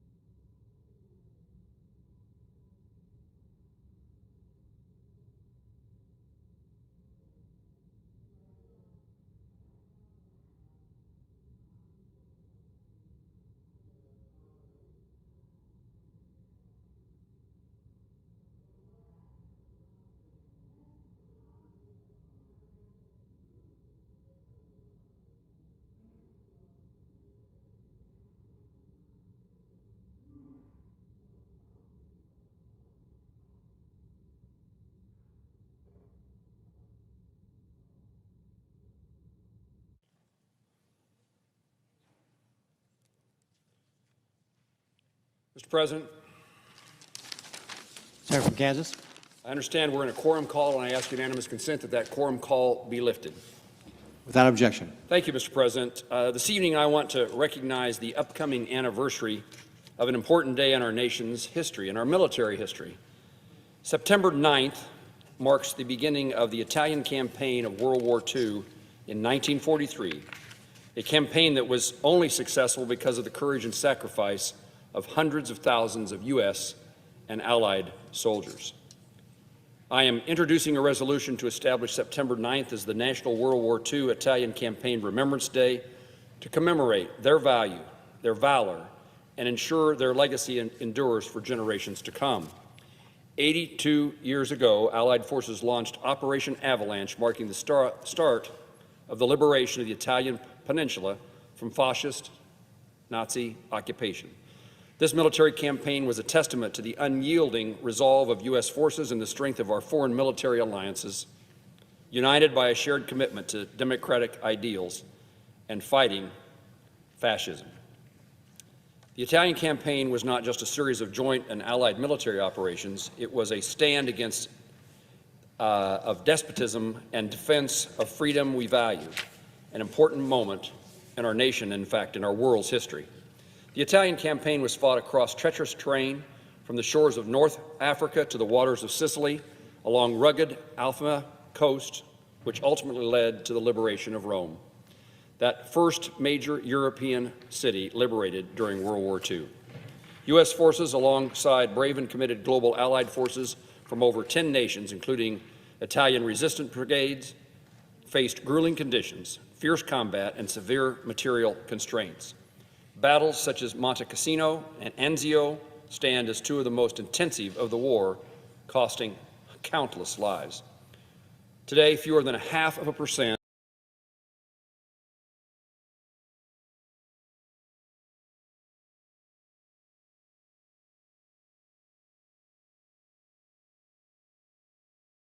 (103rd Armament Maintenance Battalion), and they are dedicated 2 years of their life to the liberation of Italy, repairing rifles and other small-arm weapons under the regular threat of attack to make certain U.S. forces were equipped to win.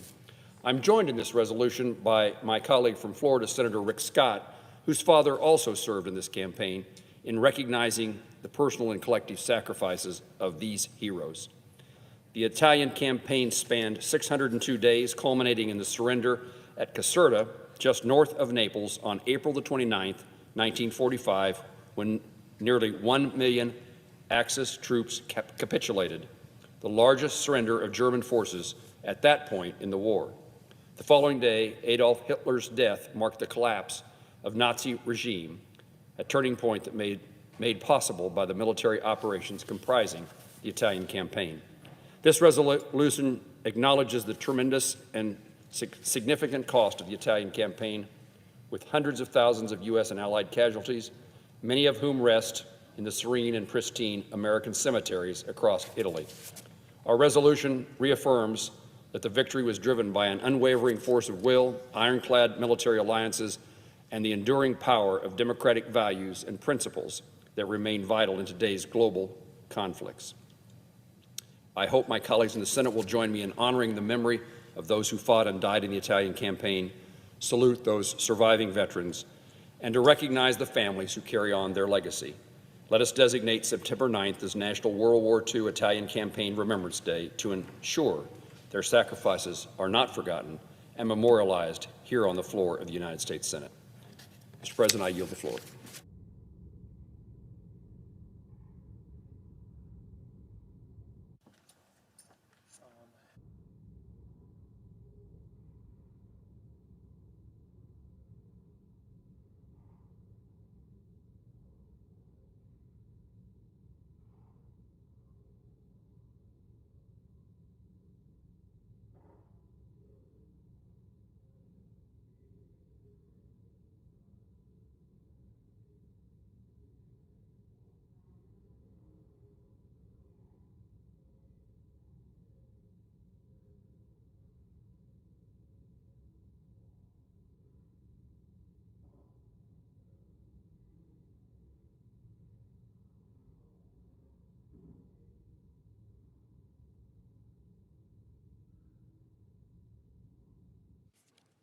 Mr. President.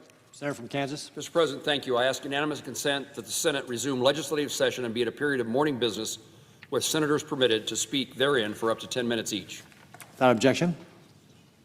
Mr. President, I ask unanimous consent that the Committee on Judiciary be discharged from further consideration and the Senate now proceed to S-Res 371.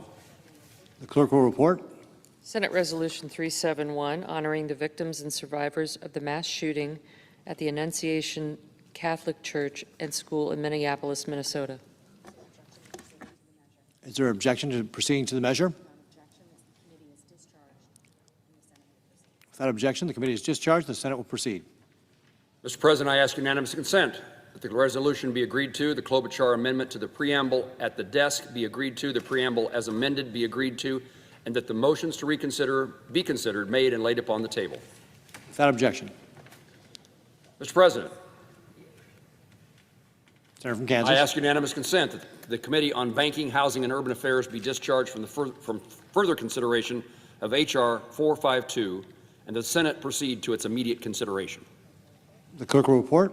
H.R. 452, an act to award 3 congressional gold medals to the members of the 1980 U.S. Olympic men's ice hockey team and so forth. Is there objection to proceeding to the measure? Mr. President, I now ask then... Without objection, the committee is discharged and the Senate will proceed. Mr. President, based upon that, I ask unanimous consent that the Kramer substitute amendment at the desk be considered and agreed to, the bill as amended be considered, read a third time, and passed, and that the motions to reconsider be considered, made, and laid upon the table. Without objection. As if, Mr. President, in executive session, I ask unanimous consent that the following nominations be returned to committee. Nominations number 176, 183, 257, 258. Calendar numbers. Calendar numbers, excuse me. Mr. President, I ask unanimous consent that the following nominations be returned to the committee with the calendar numbers of 176, 183, 257, 258, 316, 317, 318, 319, 320, and 321. Without objection, so ordered. Now, Mr. President, I ask unanimous consent that when the Senate completes its business today, it stand adjourned until 10 a.m. on Tuesday, September 9th, that following the prayer and pledge, the Journal of Proceedings be approved to date, the morning hour be deemed expired, the time for the 2 leaders be reserved for their use later in the day, morning business be closed, and the Senate proceed to executive session to resume consideration of calendar number 262, Mariana Lanahan, and notwithstanding Rule 22, at 11:45, the Senate execute the order of September 3rd with respect to the Lanahan nomination. Further, the following cloture vote on calendar number 269, Robert Law, the Senate recess until 2:15 to allow for the weekly conference meetings, and at 2:15, if cloture is invoked, the Senate vote on confirmation of the Law nomination, followed by cloture of calendar number 293, Kyle Dudek. Finally, and if any nominations are confirmed during Tuesday's session of the Senate, the motions to reconsider be considered, made, and laid upon the table, and the President be immediately notified of the Senate's action. Without objection, so ordered. Finally, Mr. President. Hold on 1 second. Can you just cover the microphone a little bit?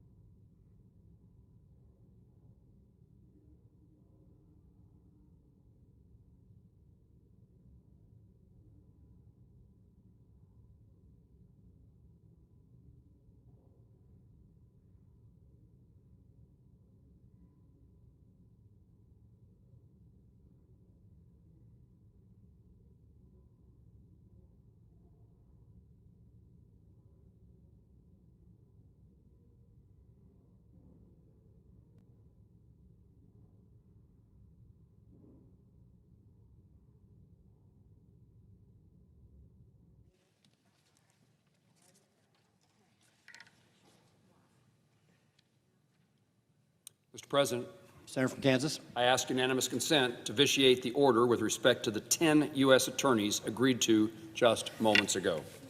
Without objection. And now, Mr. President, as if in executive session, I ask consent to move to proceed to executive calendar number 176 and make a point of order that the nomination was not properly reported. The point of order is sustained. As if in executive The nomination will be returned to committee. As if in executive session, I ask consent to move to proceed to executive calendar number 183, and I make a point of order that the nomination was not properly reported. The point of order is sustained, and the nomination will be returned to committee. As if in executive session, I ask consent to move to proceed to executive calendar number 257, and I make a point of order that the nomination was not properly reported. Point of order is sustained, and the nomination will be returned to committee. As if in executive session, I ask consent to move to proceed to executive calendar number 258, and I make a point of order that the nomination was not properly reported. The point of order is sustained, and the nomination will be returned to committee. As if in executive session, I ask consent to move to proceed to executive calendar number 316, and I make a point of order that the nomination was not properly reported. The point of order is sustained, and the nomination will be returned to committee. Again, Mr. President, as if in executive session, I ask consent to move to proceed to executive calendar number 317, and I make a point of order that the nomination was not properly recorded. Point of order is sustained, and the nomination will be returned to committee. As if in executive session, I ask consent to move to proceed to executive calendar number 318, and I make a point of order that the nomination was not properly recorded. The nomination is sustained, and the nomination will be returned to committee. I ask consent to move, as if in executive session, I ask consent to proceed to executive calendar number 319, and I make a point of order that the nomination was not properly reported. Point of order is sustained, and the nomination will be returned to committee. As if in executive session, I ask consent to move to proceed to the executive calendar number 320, and I make a point of order that the motion was not properly reported. I make a point of order that the motion was not properly reported. The point of order is sustained, and the nomination will be returned to committee. And Mr. President, as if in executive session, I ask consent to move to proceed to executive calendar number 321, and I make a point of order that the nomination was not properly reported. The point of order is sustained, and the nomination will be returned to committee. Now, Mr. President, for the information of all senators, this is 2 votes at 11:45 a.m., 2 votes at 2:15 p.m., and further votes are expected later in the day. And if there's no further business to come before the Senate, I ask that it stand adjourned until under the previous order. The Senate stands adjourned until 10 a.m. tomorrow.